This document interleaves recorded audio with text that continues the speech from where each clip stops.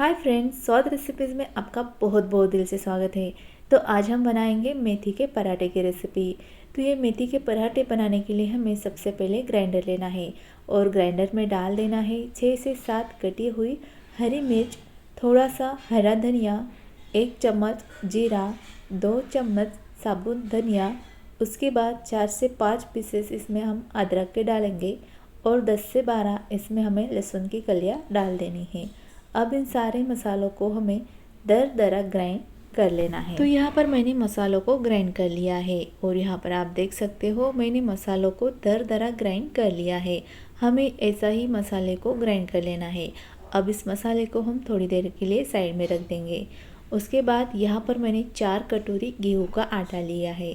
इस गेहूँ के आटे में हमें डाल देना है पाव चम्मच हल्दी और 1 चम्मच इसमें हमें नमक डाल देना है। उसके बाद 2 चम्मच इसमें हम डालेंगे सफ़ेद तिल और उसके बाद ग्राइंड किए हुए सारे मसाले को हमें अब गेहूं के आटे में डाल देना है।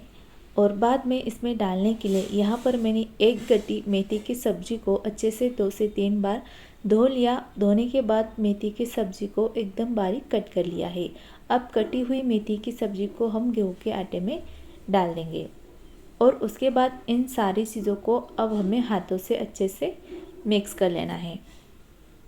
तो यहाँ पर मैंने सारी चीज़ों को अच्छे से मिक्स कर लिया है। मिक्स करने के बाद इसमें हमें थोड़ा थोड़ा पानी डालना है और इस डो का हमें एक टाइट सा डो बनाकर तैयार कर लेना है।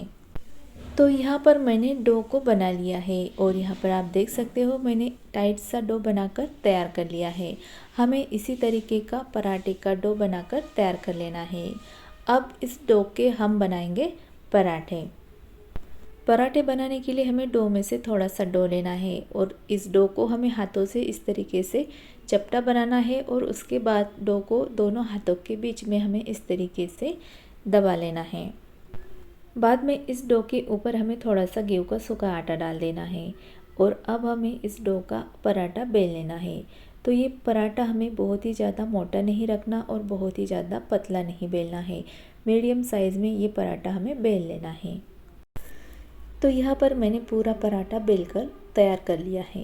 बेलने के बाद इस पराठे को हमें बीच में से कट करना है। तो यहाँ पर आप देख सकते हो हमें इस तरीके का कट लगाना है।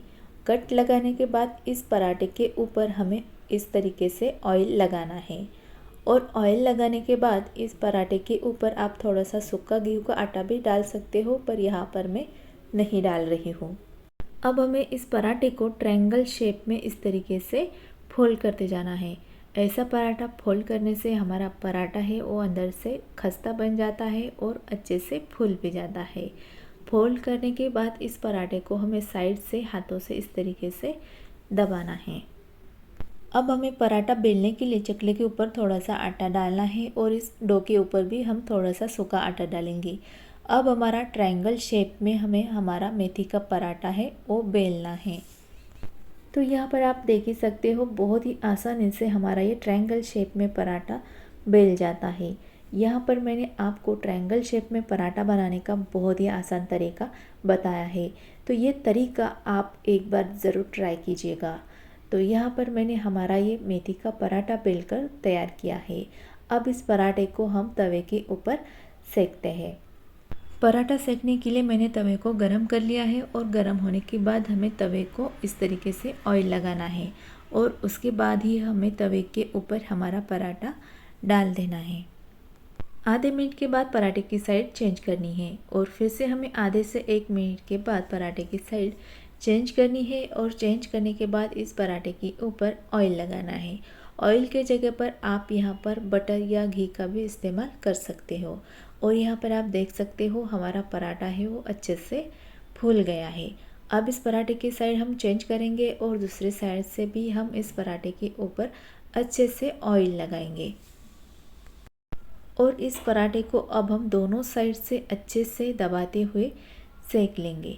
तो यहाँ पर आप देख सकते हो हमारा पराठा है वो अच्छे से फूल गया है और हमारा पराठा है वो दोनों साइड से भी अच्छे से सेक गया है।